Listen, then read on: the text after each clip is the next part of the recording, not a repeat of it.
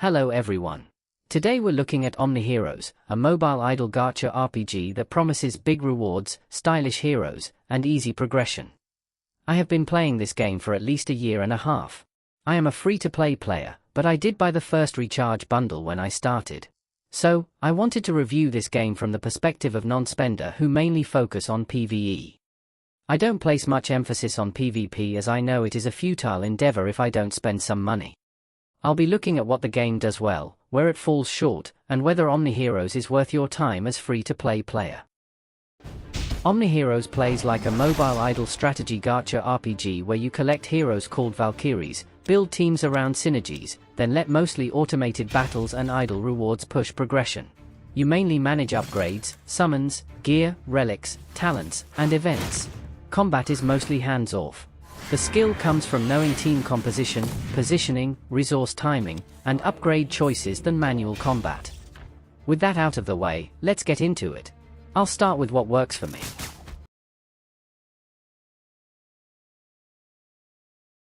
I really like the character design. While some limbs may look odd at times, the overall art style, look, and feel of the character works for me. The characters are sexy but not too much. The outfit also complements the character very well and the alternate skins give the character a completely different look and feel, instead of just hyper-sexualized version of the character. If you are someone who likes to collect character skins, you will be happy to know that the developer has been slowly releasing characters' skins in the skin shop. You won't be able to get all the skins since the premium skin shop currency is a little bit difficult to obtain for a free-to-play player. However, the regular skin shop currency is relatively easier to obtain. Skin also increases a character's stats, but it's not really broken. In my opinion, the only skin worth obtaining is a Troposa's skin as it increases her speed, allowing her to buff your team before any other character's action. Unfortunately, I don't see a way for free-to-play player to obtain it at the moment.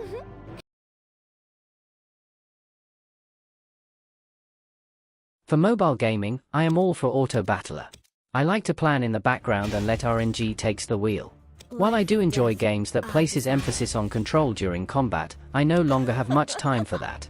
The game also places heavy emphasis on proper team building to maximize the synergy system. Briefly, there are 3 synergies that you need to consider. They are Valkyrie, Faction, and Rune synergies. Each synergies do something different and there will be time where you will need to make some trade-off. A hero might have a great skill, but bad synergy and vice versa. For example, Babylon is a powerful hero with great survivability. However, she has a Protector Rune synergy.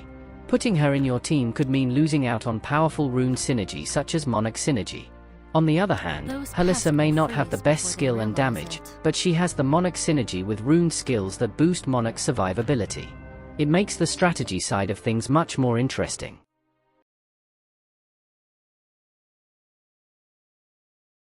I will preface this by saying that this is a positive for me because I am above level 50 where the assistant feature is unlocked. Prior to that level, it was annoying to get the daily quest done. So, for those of you who are starting out, please tough it out until you get to level 50. Life gets significantly better after that. Other than the assistant, there are other quality of life features that I appreciate such as the battle animation skip. This allows you to breeze through or retry levels so much faster and is a time saver on some game modes that have thousands of levels. The developers are constantly adding more quality of life upgrades as the players gives them feedback. It may not be immediate, but it is appreciated when these upgrades are implemented. The game is also easy to pick up and let go at any time. The reason for this is the lack of short, timed events and stamina system. Most events run or reset in 24 hours. There are some exceptions like Yggdrasil Arena, but even then, they still ran for more than 20 hours. This gives the player plenty of time to participate at any time of the day to complete the events. Contrast this with some other gacha games that has events such as Guild Wars, Arena Battle, and so on that happens on a very short and dedicated time. If you are not logged in at that time, you missed it and, with that, all the rewards and resources you could have obtained. Such structured events may work for me when I am single, but it will work no longer. I cannot dedicate specific time to the game when I might have other things I need to worry about. So, I really appreciate the fact that the developer has not gone down this route when it comes to creating new game mode. The lack of stamina system also means that there is no need to worry about stamina regeneration and stamina maxing out. Most gacha games with stamina system that I have played always gives me anxiety because the stamina tends to fill up in less than 24 hours. This would, sometimes, forces me to lose out on resources for character progression because those resources are usually obtained through spending stamina on stage rerun. When your stamina maxes out, you lose on potential resources you can get when you spend the stamina. For me to enjoy a game with stamina system, it would need to be done really well.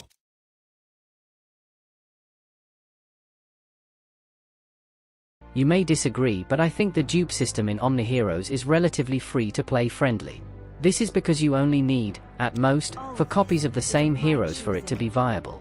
Depending on the heroes, it could be as low as 2 copies. It is a very manageable number, especially when you consider the multiple ways you obtain copies of the heroes. The game provides relatively generous amount of selector cards through various events, various shops, and rotating summon rebate events. With the relatively recent upgrade in the various shops and selector cards, it is now easier, more than ever, to get copies of good heroes. For example, the Yggdrasil shop has Pandora while the Merit shop has Jormungand. Both of which are good heroes. I understand that it may not be the easiest to earn the currency to buy those heroes, but it gets better over time. This makes obtaining the heroes you want a matter of time, not luck, which I really like. The caveat is that you need to have seasonal content unlocked, which I think happens at level 50 as well. So, for those starting out, please really bear with it. Funny enough, the difficulty in upgrading heroes lies more in finding enough fodders. Like many other gacha games, there are fodders and they are split into multiple factions. Only fodders of the same factions as the legendary hero you are upgrading can be used as upgrade materials, and getting fodders for the royal factions, where most of the good heroes belong to, can take a while due to limited sources.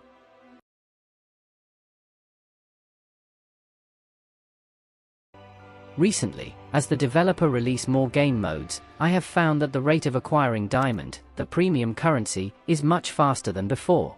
I am talking about ongoing basis, once all the new server events have faded away. Now, you still won't have enough to get everything you want in a single season. However, you can earn more comfortably to pull on the premium banners such as Oath Summon or Fate Summon. When I first started, to save up 100,000 diamonds for a Fate Summon banner is excruciating. So many sacrifices required. Now, I can save for Fate Summon and still pull on Oath Summon banner if I feel like the new heroes works well for me.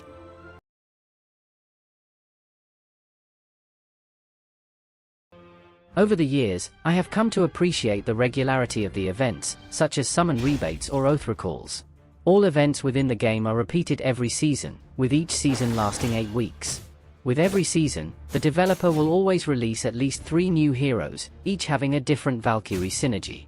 Since there are 6 different Valkyrie synergies, you will always get 1 new hero of each synergy every 2 seasons. The regularity in events and hero release has allowed me to plan how would I spend my resources. Since the developer always informs the players of the heroes to be released and their skill sets, it allows me to decide if I should give up on the new heroes or go for it. If I do decide to give it up and regret it, I know that I can get those heroes from the shops later. That certainty comforts me as I don't have to scratch my head wondering what would happen if I missed out on the events. I can make better decision on when I need to spend my resources.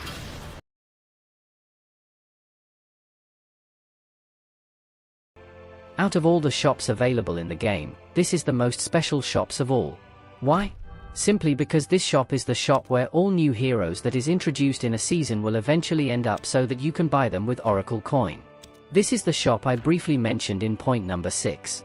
This shop mitigates a lot of the regret from not pulling the new heroes when they were introduced because, within 2 seasons at most, those same heroes will end up in this shop and I love it. If I am unsure about the new heroes, I can just chill and wait, knowing that I'll never permanently miss out on getting them later. It feels good. Now, before I go into what I feel like it's not working with the game, I would like to acknowledge that the game is pay to win. There is no way around it. Bills and salaries need to be paid, and without the whales, there is no game. So, I don't see an issue with rewarding them for supporting the game, no matter how broken the reward may be. I derive enjoyment through progressing on the PvE contents, while the PvP is more of a nice to have if I did well. Therefore, I have never considered pay to win as a negative. It is necessary so that I can continue to play for free. With that said, these are what I feel could be improved.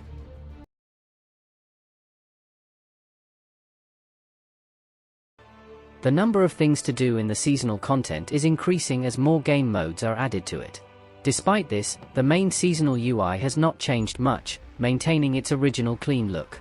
However, this means that most of the seasonal game modes are buried under one building, Foggy Coliseum. Due to the size of the banner in Foggy Coliseum, you will have to scroll to see all seasonal game modes in it. I know it's a petty complaint. However, I wish that the icon can be compacted so that all game modes in Foggy Coliseum can be shown in one page. Alternatively, the order of the banner can be made dynamic, with the game mode that is active being placed higher on the list. I can also see this being a problem for Core Cavern as well when more minigames are added in the future.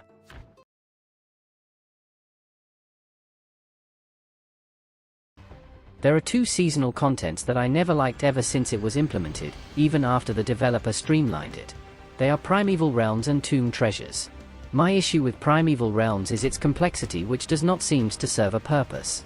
If the purpose of Primeval Realms is to artificially gate progression, the previous version of Primeval Realms, which I believe is called Seraphic Ruins, works just fine. The maze is not required.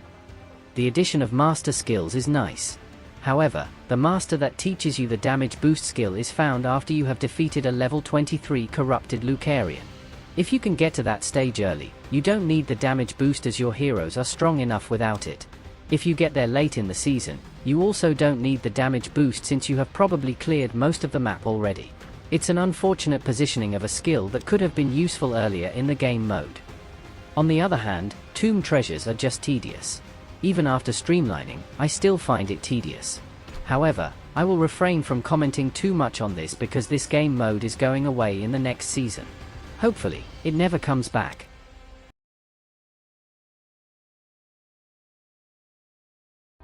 In Omniheroes, there is no SSR or UR heroes. The highest rating a hero can have is Legendary, which is shown with a red border around the heroes. Instead, Omniheroes group up their Legendary into two major factions: Royal and Lightseeker factions. The Royal factions are divided into Celestial and Deviant, while the Lightseeker factions are divided into Dawnbringer, Verdian, and Shadow Arch. Between the two groups, Royal factions have better synergies, generally stronger, and no requirement to activate its synergy. Recently, the only new heroes introduced are from the Royal factions at a rate of 3 new heroes per season. There have not been any Lightseeker heroes introduced in a very long time. The last Lightseeker hero is Alice, I think, and that was a few seasons ago. To most people, this might not be an issue. However, I happen to really like the Lost City game mode. Without going into too many details, in general, 3 Lightseeker heroes are required to get a perfect score in any high-level Lost City stage. The lack of new Lightseeker heroes severely limits my options and make progress in Lost City difficult. I wish that new Lightseeker heroes with better kit could be introduced or, at least, upgrade the kit of the current Lightseeker heroes. On a side note, there is also a lack of male heroes. I understand why female heroes are preferred, but I do need better male hero for Primeval Realms. The one we have now is not cutting it anymore. It is not funny that Ghost Bride is gated by the lack of strong men. Either make more male heroes or remove Ghost Bride's male heroes requirement.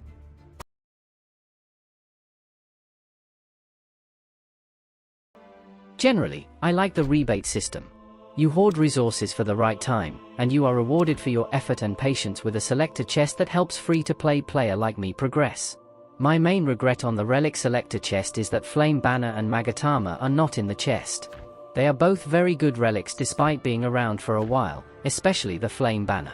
Recently though, both relics have entered the selector chests in the last rebate event of the season.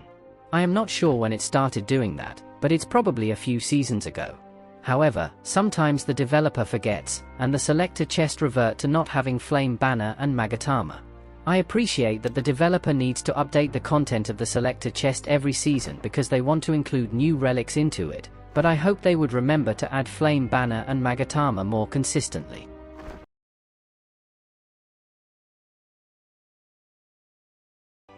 The Sacred Beasts are good addition to the game.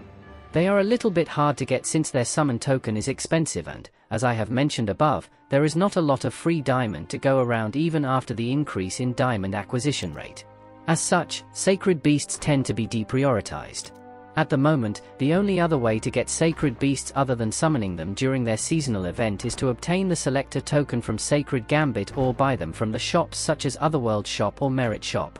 However, the selection available on both methods are very limited. I hope that, in the future, more sacred beasts can rotate into the shops or selector token, even if it is at a rate of 1 beast per season. On a side note, the price of the Sacred Beast Shard in Merit Shop is too high in my opinion. To get 90 shards, you need 54,000 merit coins. The same number of tokens can be used to buy 3 copies of any heroes in the shops plus some spare change. That's a little bit too expensive in my opinion. I think halving it might be fairer. Let me know what you all think about this. With that said, this is the end of my pros and cons section. You might be wondering what my verdict is. Actually, you might have already guessed it. I think the game is worth playing as a free-to-play player. There are parts that could be improved, but nothing too egregious. The game is enjoyable overall, and you do get a sense of progression every month. That's good enough for me. If the developer improved upon what I have mentioned it would be bonus.